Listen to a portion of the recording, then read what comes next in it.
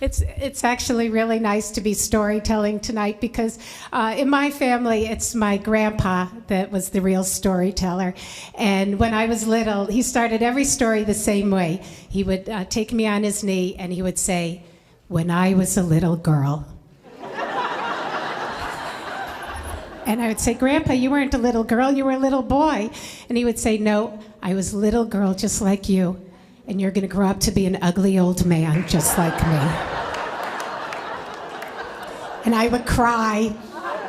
Say, "I don't want to look like you, Grandpa. I want to look like Grandma." And then she would come in the other room, and I'd look at her and cry even more.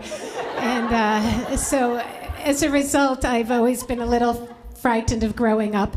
And it's not getting easier. I mean, I tried to delay. I never married. I never had kids. I used to date men half my age who didn't speak English, and until sort of recently, the last one actually said to me, apropos to nothing, it was just like, he was like, "Andrea, I really wish I had met you 10 years ago."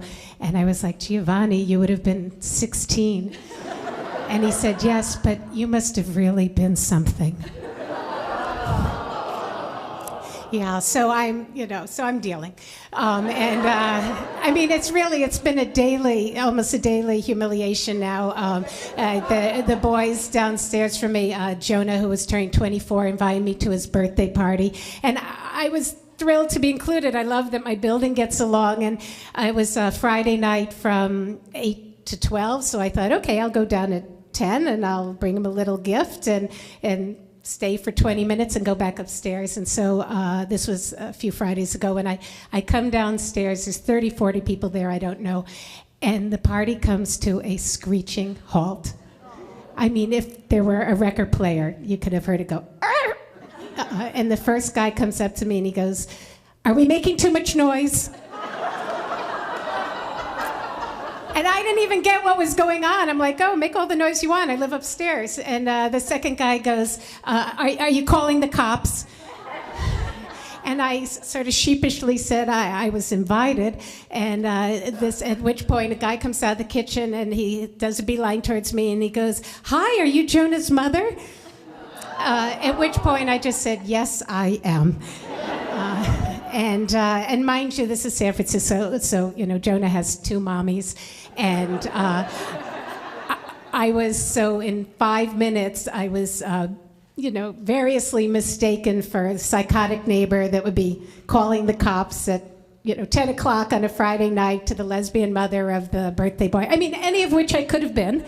I felt like, grabbing the last guy by the collar and go, "Listen, there was a time when I came into a party that had started," which isn't true, but it was just, it's making that transition. I mean, why, if he was mistaking me, why couldn't I have been mistaken for kind of the cool older lady upstairs that was bringing the drugs? So what I've been trying to do is work through the issue of being mistaken for somebody's mother almost every day now. And I thought the only way I could do that is actually to come to terms with my own mother. Unlike Caitlin, my parents aren't Mormon, they're Jewish. So I'm in therapy, and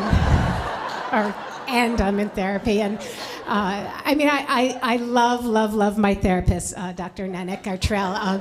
She's the only person in my life that I've ever gotten pure, unconditional love from. I mean, I have to pay her, but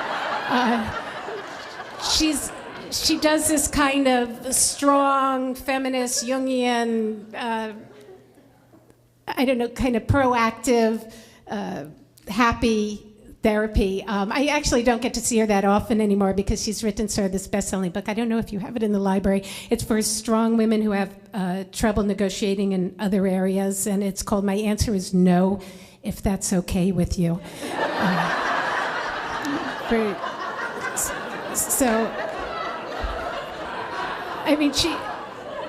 She gives lovely advice, like, for example, if I'm still calling somebody like Giovanni, who I shouldn't be calling anymore, she tells me when I get the urge to scrub my bathtub, the urge will pass, and I'll have a clean bathtub.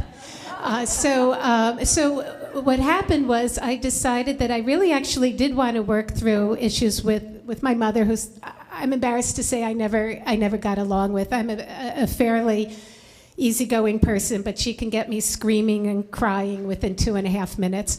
Does anybody else have a Jewish mother? So, okay, so you know from. Okay, so, I was going to be, and after 10 years of therapy, I've been able to go from being with her 2 hours to like up to 2 days. And I was going to be going this, actually this is sort of a serious part of the story, but I'm hoping it will save you thousands of dollars in therapy. I'm going to share something I learned that is kind of this magic phrase, but a few years ago, my mother's husband that she had been with for 20 years, not my father, but after my father, he was dying, and I was going down to spend a week with them and trying to help.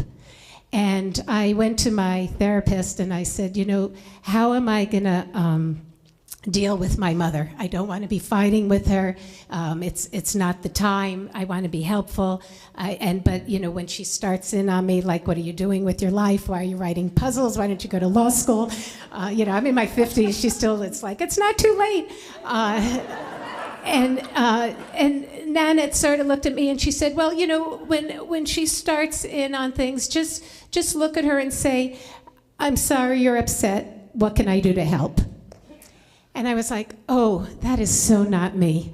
I'm not really one of these, I feel what you're saying and I hear what, she said, you can put it in your own words. And so she goes, just try it. And I was like, I'm sorry you're upset, but you're fucking crazy.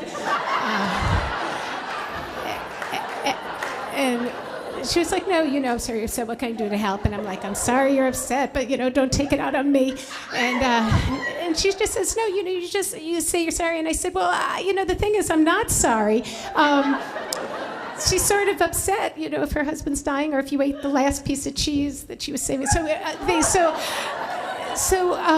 she said, well, you're sorry that Dick is dying. And I said, yes, I'm very sorry. He actually was a wonderful man, a beautiful man. He took very good care of her. And she said, well, that's what you're saying you're sorry for. And then you just ask, what can I do to help? And I was like, okay.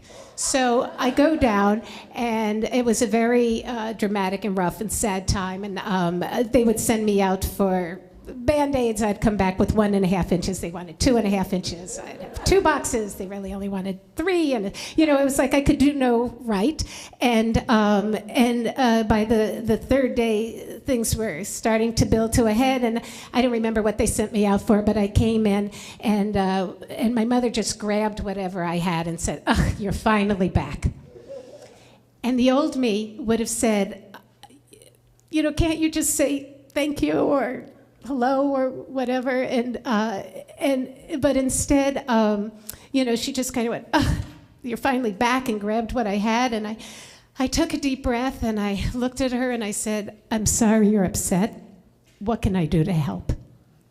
And my mother froze, and she looked at me, and she burst into tears, and she said, what do you mean? You've been so helpful.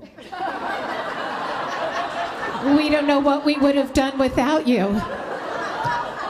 We can't believe you're here. We love you so much, and we've always loved you.